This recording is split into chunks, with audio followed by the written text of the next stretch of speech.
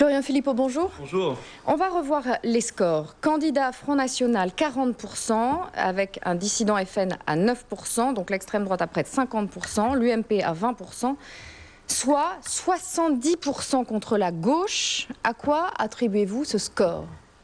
Toute petite rectification, il n'y a pas d'extrême droite, encore une fois. Non mais vous voyez, je pense que non mais c'est pas anodin parce que cette stratégie de... Mais non mais c'est votre stratégie parce qu'aujourd'hui... Non mais cette stratégie a été désavouée dans les urnes. Les Français n'en peuvent plus de ces insultes. Mais c'est pas une... C'est une insulte. Bien sûr. C'est une insulte. Donc on n'a plus le droit de vous appeler extrême droite, sinon on est attaqué. Vous avez le droit, mais moi vous avez le droit aussi de m'insulter, mais je considère que c'est une insulte. Non, c'est pas une insulte. Et en tout cas, Marine Le Pen, ce sont des patriotes, des amoureux de la France, et il faut qu'ils soient respectés comme tels. Ou alors, il faut qu'on se pose une question. 50% des gens dans un canton seraient d'extrême droite. Vous imaginez ? Ça n'a absolument aucun sens. Est-ce que ça a un sens que Marine Le Pen décide d'attaquer chaque personne qui dise extrême droite ? Non, elle a déjà précisé que ce ne serait pas chaque personne. Elle veut faire éventuellement, au bout du bout, si on n'arrive pas par l'argumentation, à attaquer pour avoir une victoire symbolique, pour montrer que c'est un acte diffamatoire et non pas politique. Donc on va parler de ce score. 70% contre la gauche.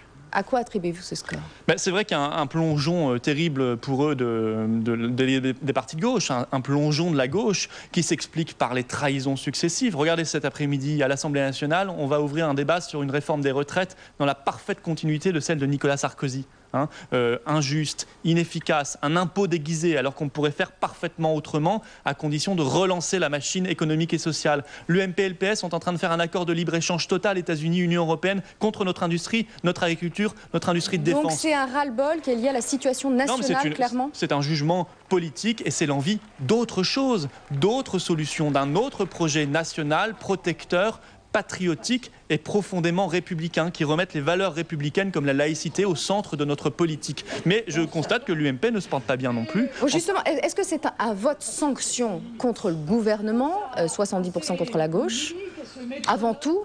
Et l'UMP est à 20%. Non, parce que l'UMP est dans l'opposition et que l'UMP, entre les deux partiels, passe de 25 à 20%, qu'elle baisse. Ce qui prouve qu'il y a une dynamique populaire autour de ce qui est aujourd'hui le premier parti de France. Je le crois véritablement et j'entends déjà aujourd'hui quelques observateurs qui commencent à le dire. Le Front National est aujourd'hui le premier parti de France et on le constatera de manière éclatante parce que là, on pourra comparer lors des élections européennes en mai 2014. Je comprends que vous disiez que c'est une adhésion à vous, mais que la gauche soit éliminée complètement, radicalement. Est-ce qu'on ne peut pas y voir une sanction avant tout de la politique actuelle ? Tout cela n'est pas incompatible. C'est une adhésion à nos idées et en même temps un défaut d'adhésion, c'est le moins qu'on puisse dire, à la gauche, mais aussi à l'UMP. Avec 20%, ça n'est pas glorieux. Nous sommes 20 points devant le deuxième dans cette élection. Voilà. Et c'est vrai que quand je vois déjà certains comme M. Montebourg et l'UMP appeler à faire l'union sacrée du système UMP-PS,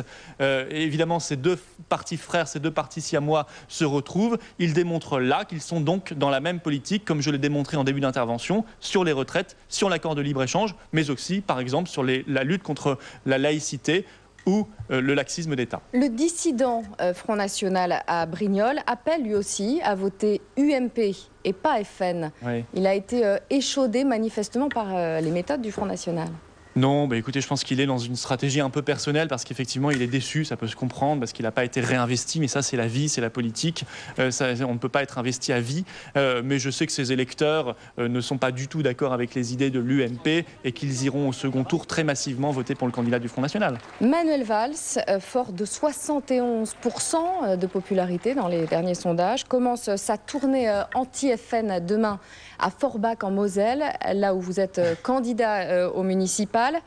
Valls, c'est une vraie menace pour vous. Mais il ne va pas aller à Brignoles plutôt, monsieur Valls ?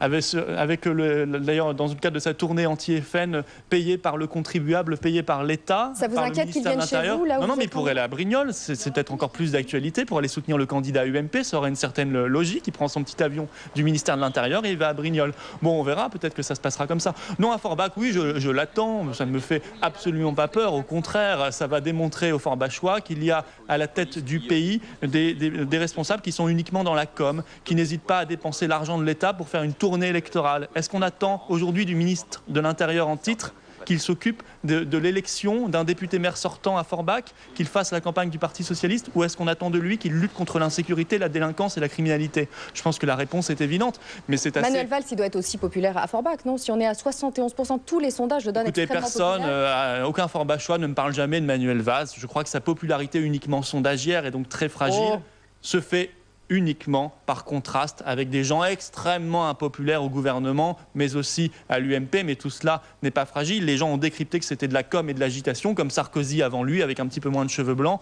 Mais c'est vrai que les résultats ne sont pas là parce qu'ils refusent de remettre en place des frontières, alors que c'est indispensable pour lutter contre la criminalité internationale. Et ils refusent d'appliquer la tolérance zéro. Moi, j'irai voir les Forbachois, comme je les vois tout le temps, et je leur dirai, voilà les vraies solutions pour lutter contre l'insécurité.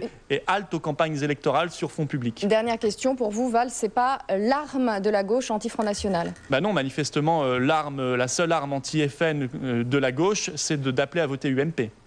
Merci Florian Philippot. Merci à vous.